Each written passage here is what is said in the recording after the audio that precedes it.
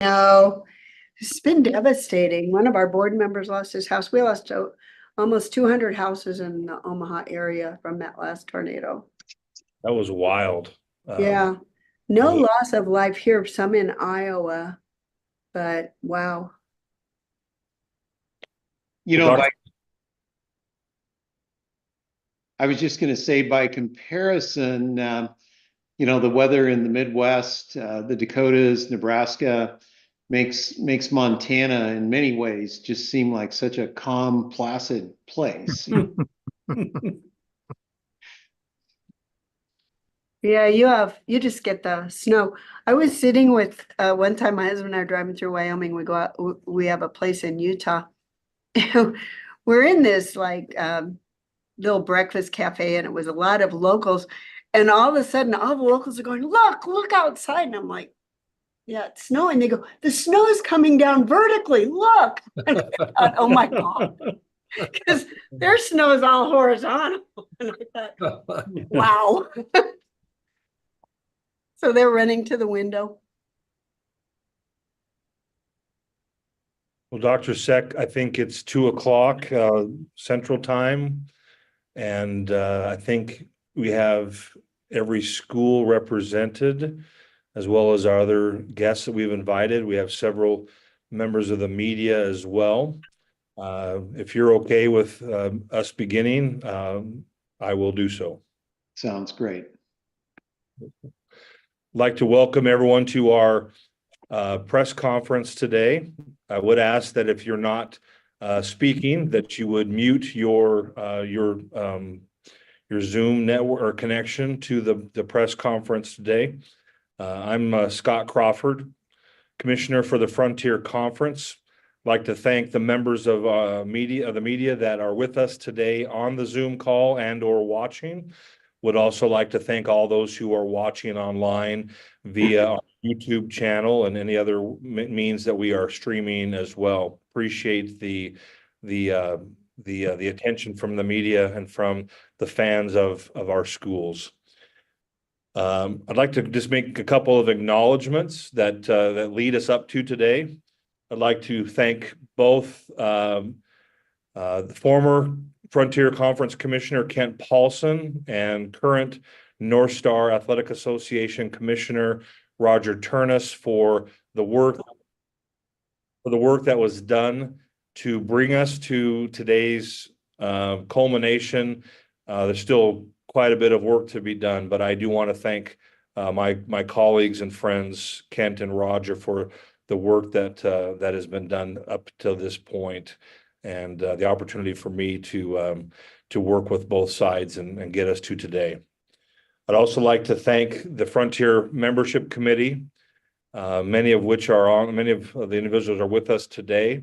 And I'd like to thank our friends from the North Star, from our friends in North Dakota, South Dakota, and Nebraska for the leap of faith that they are taking in this announcement today, and very much appreciate their commitment to what we will be announcing formally today. Without further ado, I'm going to introduce you to Dr. John Seck. He is the chair of the Frontier Conference Council of Presidents and Chancellors, and also the president at Carroll College. He has some remarks he would like to share with you. Following John's comments, Dr. Les Cook will make some comments, and we'll go to that point in our press conference. Thank you, Commissioner Crawford, and our good friends from the North Star Conference. Welcome. Our good friends representing media from Montana and the Dakotas. Welcome. It's great to have you here. Today's press announcement marks the most significant change for the Frontier Conference since its creation in 1934. With this change, it will be one of the most competitive and powerful athletic conferences in the NAIA. The Frontier Conference Council of Presidents unanimously voted to accept Bellevue University, Dakota State University, Mayville State University, and Valley City University as full conference members beginning in the 25-26 academic year. This will bring the Frontier Conference to 11 full-time members. All 4 institutions will move to the Frontier from the North Star Athletic Association, which will cease operations following the 24-25 academic year. They will join Dickinson State University, which announced its move to the Frontier Conference in July of 24, this past December. I'm grateful to my colleagues on the Council of Presidents for the Frontier Conference, and it's been my deepest pleasure to serve as chairman of the Council of Presidents for the past 3 years. I'm also especially grateful to Dr. Les Cook, Chancellor of Montana Tech, who is our membership chair, and of course, Dr. Scott Crawford, the Frontier Conference Commissioner, for their efforts in making this day a reality. And I join Scott in also recognizing Commissioner Emeritus Kent Paulson for the groundwork that he did in helping us to get to where we are today. The real beneficiaries of today's expansion of the Frontier Conference will be our student athletes. Some of the most positive effects of this exchange, what's happening, will impact student athlete experience. And some of those changes and impacts include new competition with like-minded teams, reduced repetition of opponents. Even though perceived distances are challenging, this new Frontier Conference is using scheduling approaches to limit travel budgets, to maximize athletic contacts, and reduce as much as possible missed class time. I love this expansion and what it's doing for cross country, indoor track and field, and outdoor track and field. Having larger meets overall will be a great student athlete experience. Commissioner Crawford will highlight in a few minutes the other benefits to the sports, and there are many. We know how well fans travel within this region, and they support this conference. You just have to go to a Frontier Conference game and it's packed with fans. The rivalry is significant. And we forecast these matchups under a single conference banner will be exciting for our student athletes and the support they receive from their fan base in each member institution. And I would also just like to give a shout out to, I mentioned Chancellor Cook, all of the members of the membership committee of the Frontier Conference have worked really hard. And I also want to give a shout out to my fellow presidents for the institutions who are joining us and their staff. We've been working on this now for over a year. We've had a couple of very pivotal meetings. One, we decided we all needed to meet in neutral territory. So last October, we met at an airport hotel just outside of DIA Airport, Denver International Airport, and for a couple days in October. And we just kind of hammered it out and sat around the table and talked through a lot of issues. And then again in Kansas City, just a couple of months ago at the NAIA National Convention. So I think it's the ability to sit around a table, talk things through, and always keep the benefit of what we're doing to the students in mind. We're doing this for the student athletes. That's what this is about.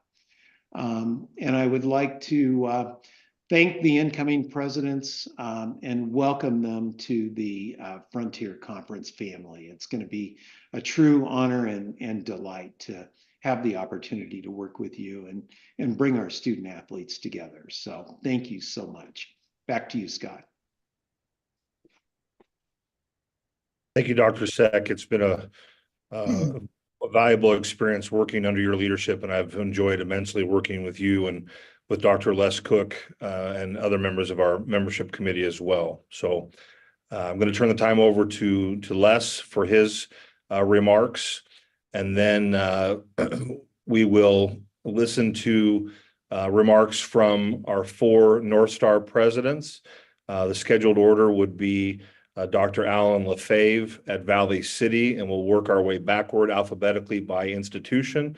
I will note that Dr. Jose Marie Griffiths from Dakota State is not able to join us today, and Dick Hansen, Dr. Hansen, will be speaking on behalf of Dakota State University. But let's listen to first Dr. Les Cook, and then we'll go with our 4 North Star presidents. Good afternoon, and thank you, Scott, and thank you, John, for your introductory comments and for spearheading this all and keeping us moving forward. I will say I've been in the Frontier Conference now for 5 years, and we've had extensive conversations over time about the growth and expansion of the Frontier Conference, and I couldn't be more happy than being at this place that we are today. It's been a real pleasure watching it all come together. And I really sincerely appreciate all of our colleagues in the Frontier Conference, but I also appreciate and value the friendships and the collegiality and the willingness to come to the table and have discussions and make a plan to move forward with all of our North Star colleagues. So I'd like to officially welcome the Bellevue Bruins, the Dakota State Trojans, the Mayville Comets, and the Valley City Vikings to the Frontier Conference. What a great day for all of us. You know, I don't think we could be more pleased with the addition of these teams along with Dickinson and just the really bright future. I think it does place us as probably one of the strongest conferences in the NAIA. And Scott will often say that we are the fierce frontier, and I think that we are poised to be the fierce frontier going forward. And as we all know, that expanding the makeup of the conference not only strengthens the conference, but it also strengthens the quality and the level of competition that we are able to provide for our student athletes. And I will reaffirm everything that Dr. Seck has said. And I know that my former North Star colleagues feel similarly. It is about the students always in the end. And I felt that from the first meeting that we had, that we were going to always try to figure out how to make this the best experience for our students. And I really feel like this new formation really affords our students such a greater playing opportunity and competitiveness level, and to be able to play, not have to play teams 4 times sometimes. It makes the whole conference better. So I'm really happy about that.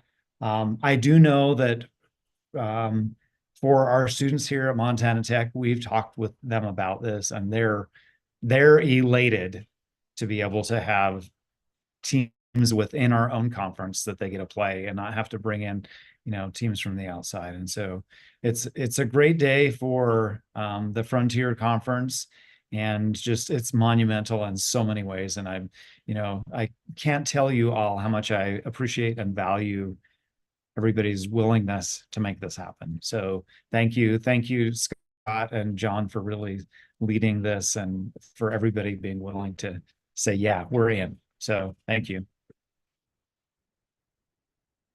Thank you, Les. Appreciate your comments. Dr. Lefebvre, we'll start with you.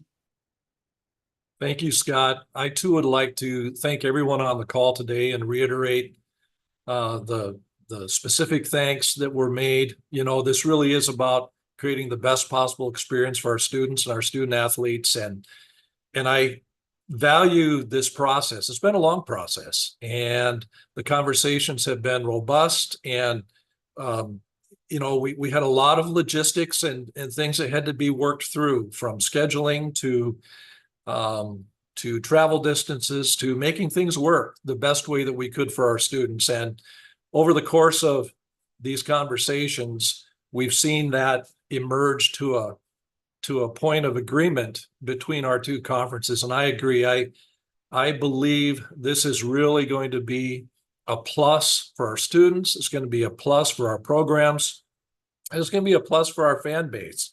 There's a real excitement in being able to increase the competition, the level of competition, the number of schools that we're working with in our conference. I also want to express my thanks to Roger Turnus, our commissioner from the North Star. He and Dr. Crawford have had numerous conversations over the past year and have worked very hard to try to make this work. Also, I want to express my thanks to all of the athletic directors who are on this call and those who have worked to help put schedule models together that make sense for us, and to my colleague presidents, both from the Frontier and the 4 North Star schools that are going to be joining with the Frontier. The collegiality, the support, the mutual welfare that we bring to this process is greatly appreciated by me. So I really don't have anything else to add at this time other than thank you. We're looking forward to this new venture starting in the fall of 25. And again, we appreciate everyone being here today. Thank you, Alan. Appreciate your comments and thank you for all you've done to help lead us and get us to this point. Our next speaker is Dr. Brian Van Horn from Mayville State University. Brian, the floor is yours. All right. Thank you, Commissioner. I'm going to echo what many have said, but I'd like to start out with leading into the leadership of the Frontier Conference. Thank you for working so diligently with us over a long period of time to find arrangements that would work for both conferences. So thank you, President Seck and other members and the Commissioner as well for helping lead us through that. And then as President Lefebvre also said, I'd like to thank the members of the North Star, the leadership within. I will say it's been a great group to work with, very collegial throughout my 6 years at Mayville State, and we look forward to continuing. I've prepared just a couple of remarks, and I'll be very prompt, but we're excited to join the Frontier Conference, and this really begins the next chapter of Mayville State athletics. The decision came with many considerations, including the high value placed on rivalries that are strong in the current North Star. This move will allow the North Star teams to continue playing together within a geographic region that makes sense. And Mayville State coaches and student athletes look forward to competing with familiar rivals as well as developing new ones within the Frontier Conference. We're happy that the new conference commitment will allow us to continue our affiliation with the NAIA and the conference and its officials for this. And we want to thank the conference, Frontier Conference and its officials for the opportunity that has been given to us. Again, Commissioner Roger Turnus, Commissioner Crawford, and all others, we value and appreciate it. We look forward to having a great opportunity to work together for many years. Thank you, Brian. It's been wonderful getting to know you and your staff, and appreciate all that you have done to be part of this process. As I referenced earlier, Dr. Jose Marie Griffiths from Dakota State University is not able to join us today, and she has asked Dr. Richard Hansen, Dick Hansen, to speak on behalf of Dakota State University. The floor is yours. Thank you, Scott. I appreciate the time, and this is a very exciting time for us. I just want to quote our new athletic director when he said, this is an exciting time for Dakota State athletics because we become part of one of the best NAIA conferences in the country. And I think that's pretty clear. And this is going to be a tremendous move in strengthening competitive arenas, but also many other partnerships that come with athletic partnerships. You know, Dakota State, and I do apologize for President Griffiths, but she really couldn't attend. She's getting a knee replaced, and as some of you know, that's a fairly significant procedure. But Dakota State anticipated this change, and in the early fall of 2023, we commissioned a 7-member task force that I chaired to discuss conference affiliations and develop a new DSU athletics strategic plan which is now in place.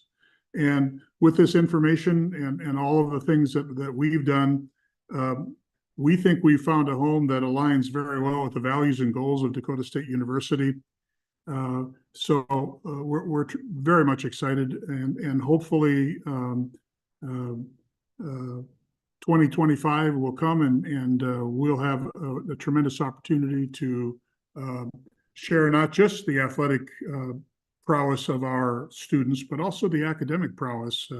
Let's not forget that we are here for the student athletes, and student comes first. That's an old thing that I've had for a long time. So thank you, President Seck and President Cook, or Chancellor Cook, excuse me, and our outgoing Commissioner. And Scott, thank you for welcoming us. It's been very positive. And I got involved in Kansas City, and it was just a terrific, positive meeting. So thank you all. We very much appreciate it. Thank you, Dick.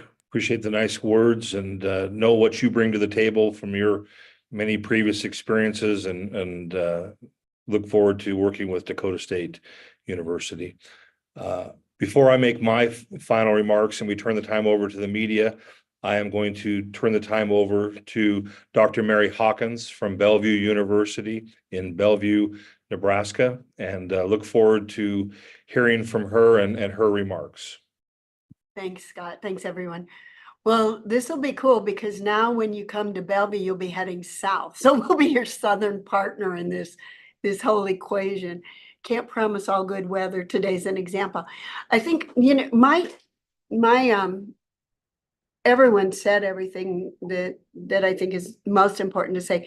One of the things for me, since I joined the university in '95, and Ed Lahotek is well aware of this, we have spent most of our time in athletic conferences that were like teetering on the brink of getting down below 6 teams. And so being part of an 11 school and maybe 12 as time goes on is exciting. I think that we're finally with this merger at a point where there may be more opportunities to attract other schools. It's hard when you're small, and I think for both conferences, and I know, John, I can't remember when we first started communicating about a Frontier. That's been at least 6-7 years ago, hasn't it? It's been a while. It's been a minute, yes. So I'm just very thankful to be in a conference. I think all of us understand geographic challenges, and we've been learning to deal with those all along. Also in a conference that really has the ability to be a stable, growing conference, which I think takes a lot of worry off of presidents and athletic directors. So namaste, everyone. Thank you, Mary. Appreciate the very kind words and the insights there. If everyone will allow me the personal privilege, I'm going to read the statement that's part of our news release that we'll be submitting here after this press conference.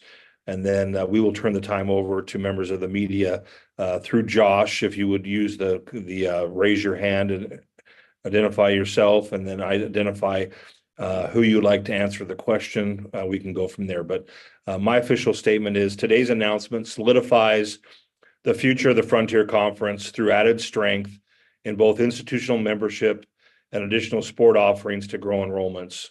This announcement also sends a message of stability throughout the region regarding the future of the NAIA and the way NAIA members operate.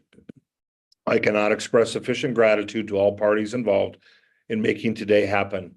I hope all those now connected to the Frontier Conference will take great pride in this accomplishment. Let's now turn our gaze to the horizon of a fierce, formidable, and fearless Frontier Conference.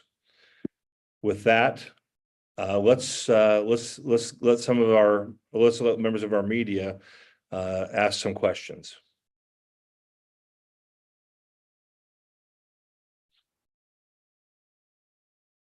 Josh, are you still with us? Yes, Daniel, go ahead. You've got your hand up. Hey, I was just curious about softball and baseball. I know the Frontier doesn't sponsor those sports currently. Could you just kind of address that, if you will? You asking me to address that? Right, like how will that kind of work moving forward? Absolutely. So we know that this is a very important piece of making this whole puzzle work. There are a few things still to be accomplished, but we know that there are every member of the North Star brings baseball and softball to the table. And it's our intention by 25-26 that we will be an 8-team softball conference and a 6-team baseball conference. There are some pieces to be addressed in making that happen. We also believe this will help in the state of Montana specifically, where we do not have baseball being played within the Frontier Conference schools. Now that it's been reestablished as a high school sport, that this will be an opportunity, a catalyst for allowing that sport to grow. If I refer back to Dr. Hawkins' comment, I think with this larger conference, I like to refer to it as a bit of a garden. And when you have a larger conference, you do attract other membership, but then you also give schools a lot more autonomy to add sports that make sense for themselves. So without naming schools, which I'm not familiar with who actually would be doing that at this point, Daniel, I do believe that the attractiveness of having 6 schools playing will make it more likely that some of the other schools that are not playing baseball would add that, and potentially softball for that matter. So just a quick follow-up on that. So you foresee the conference sponsoring baseball and softball in the near future? The plan for all of us for the current 11, potentially 12 here in the near future is that we would offer baseball and softball beginning fall of 25. Okay, thank you.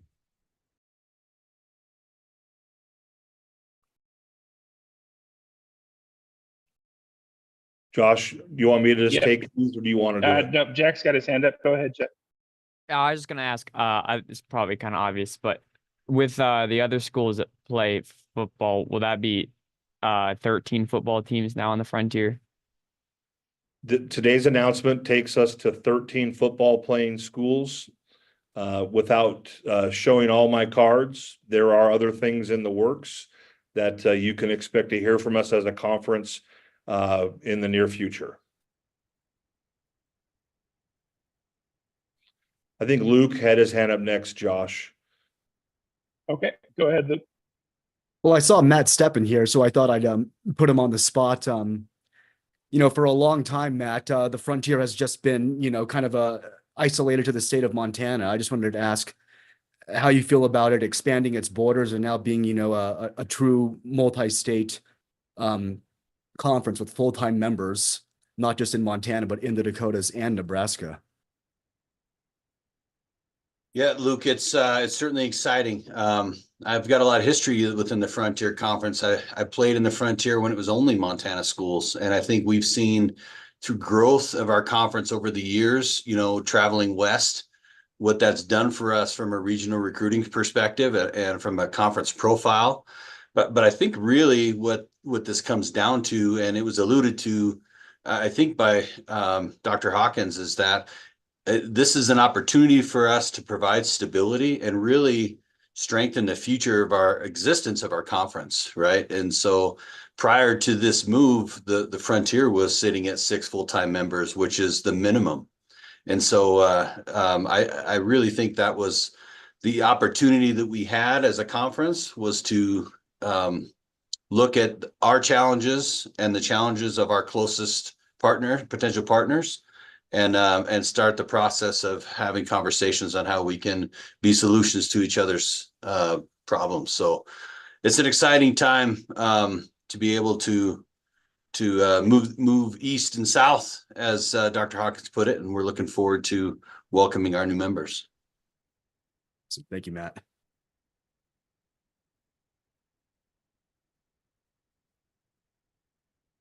Josh, looks like Josh Margolis from NBC Montana has a question. Okay, go ahead. Yeah, I was just wondering if if someone could elaborate kind of on the travel plans. Will it be, I mean, dependent on sport, or will it be like you kind of play in pods based on your region, or what's the process that's going into scheduling for different sports? I'll tackle that one if you guys are okay with that.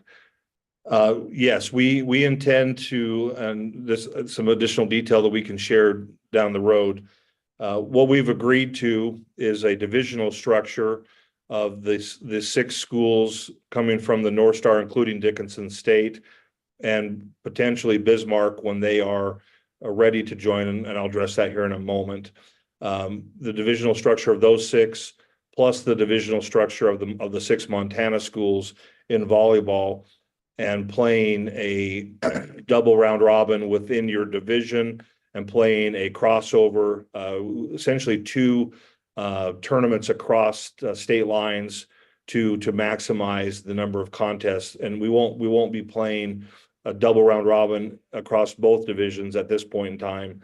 Out of I think, potential 26 dates of competition, the conference model accounts for 16 of those dates, leaving the other 10 for tournament play. That the majority of our 11 current schools are playing some pretty significant tournament play in volleyball.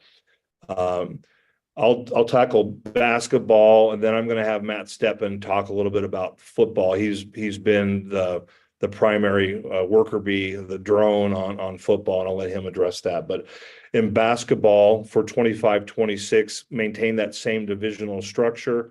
What we have agreed to is in year 1 to play 18 games.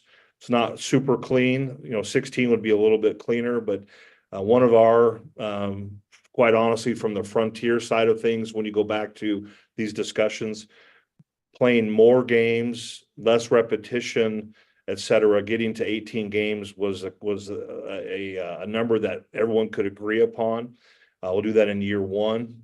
In year 2, we will play a full 22 conference basketball games out of the 28 that are allotted for within the NAIA's competition. Again, that's in year 2. That'd be in 26-27. In both years, we would evaluate what was good, what was bad about the 18, what was good or bad about the 22, therefore making a decision what we would do beginning in 28-29.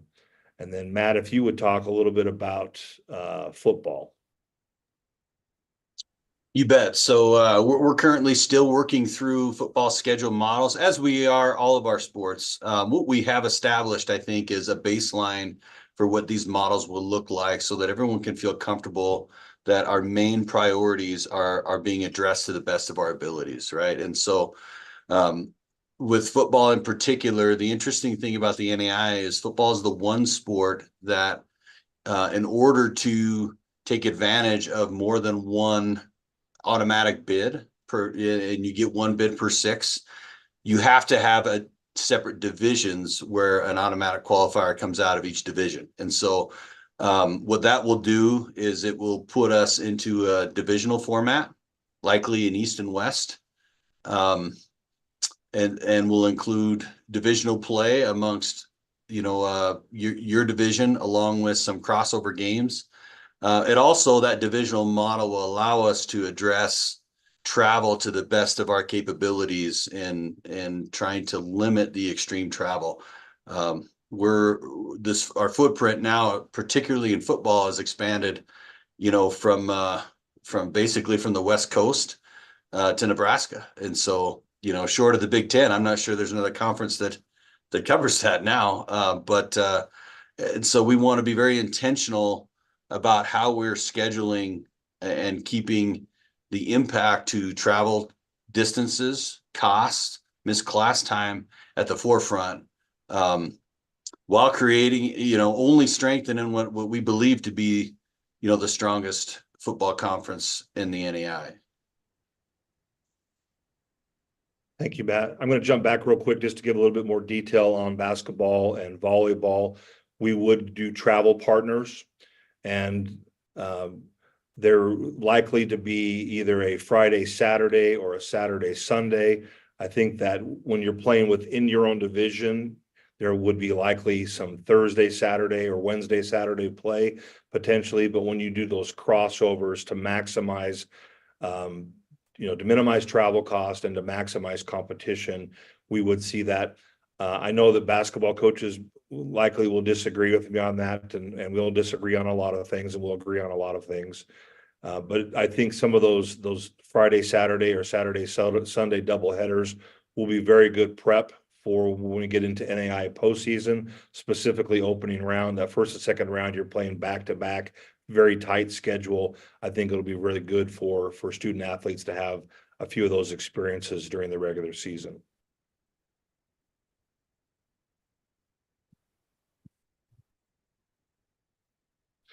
Josh, we had a few questions online on the YouTube that I'll read the question, and maybe I'll assign the person, or I'll take the question myself. But KNOX TV asked a little bit more about the football scheduling plan. I thought Matt did an excellent job of describing that. It'll be what we predict eventually, we would hope to get to even numbers. We're announcing obviously 13 today, but we would hopefully get to a point where we are announcing that we would be at 14. I'm not predicting 16 at this point in time, but 2 7-team divisions is what's envisioned. Playing 6 games within division, playing 2 crossovers. Again, following these same principles that you've heard every president talk about, you've heard me and others talk about, of minimizing travel, maximizing athletic exposure, minimizing academic missed class time, all those principles that are in play, and those core values for us. Let's see. There is a question here about Bismarck State, and it just as a courtesy to Bismarck State, you are likely all aware they have applied for the NAIA. They've received that status. We have been talking with Bismarck State, and they are working through a transition from NJCAA to NAIA.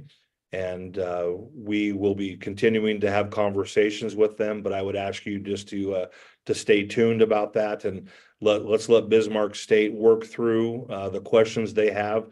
You can imagine the challenges of transitioning from a 2-year to a 4-year athletic department, and if the Frontier Conference has its way, we will be that mentor organization for Bismarck State, and let's just stay tuned on that one.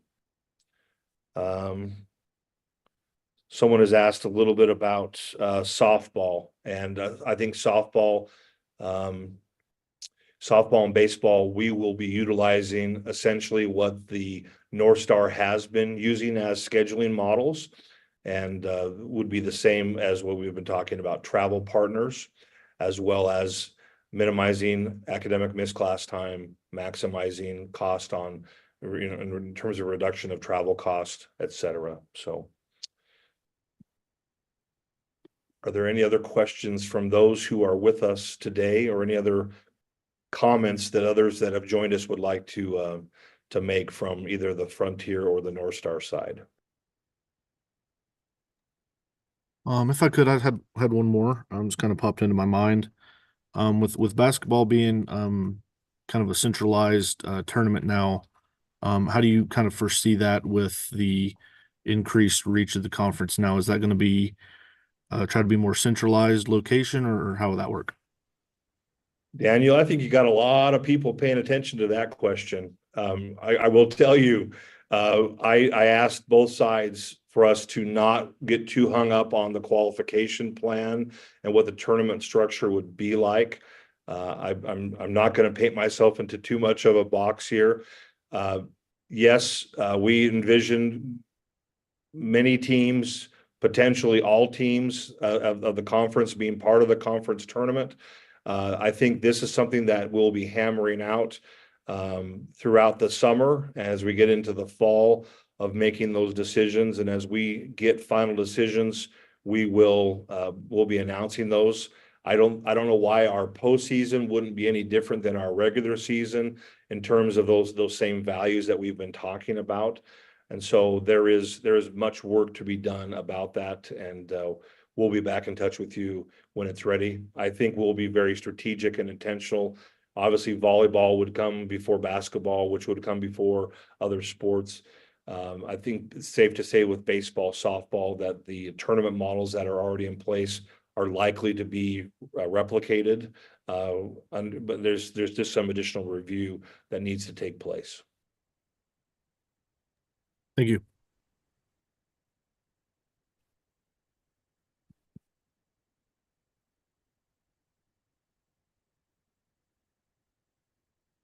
Matt, you sent me a text here. I feel comfortable you addressing the topic. I just felt as we talk about the addition of sponsoring new sports within our conference that we haven't in the past, but particularly baseball and softball.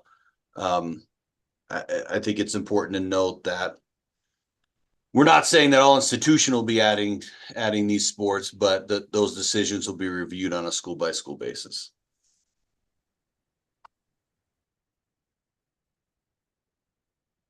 Another question just came in about what do I mean by limiting travel based on the geographic footprint. What we are doing by limiting travel is we're not playing full round robins, or we're using travel partners trying to reduce how much time you come from, say, North Dakota into Montana and vice versa. That will be more apparent when you see the football schedule that we hope to release later this summer for 25. I think volleyball, it's very apparent that we're going to be utilizing in-division play locally and some crossover tournaments to maximize that and make that as cost effective as possible. Basketball will be a little bit different in that regard. But it is a challenge, and we have had quite a bit of discussion among all 11 schools, the full member schools in the new frontier about this, and we're all committed to trying to make this work as best we possibly can.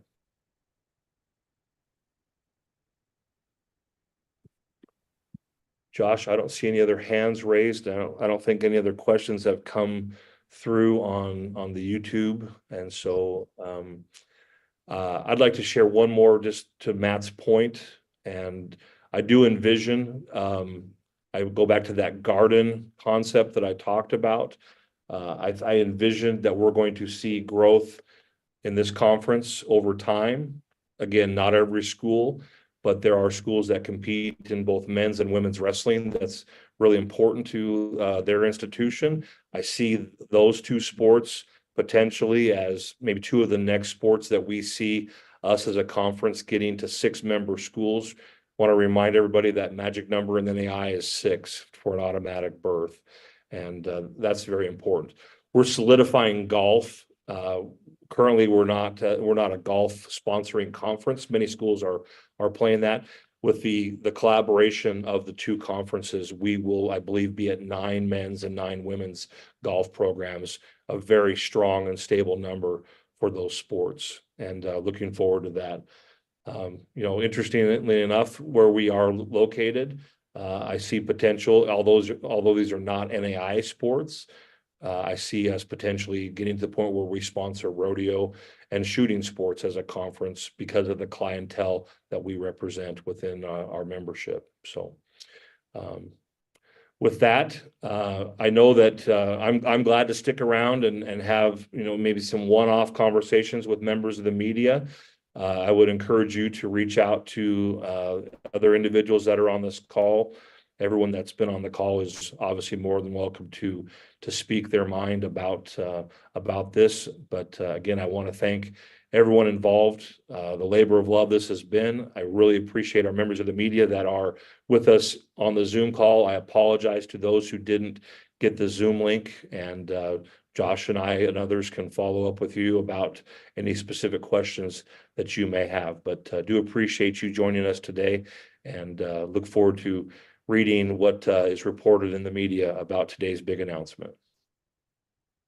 Just want to say, Scott, thank you. Thank you to Roger Turnus, Commissioner Turnus, all the presidents, and the members of the membership committee.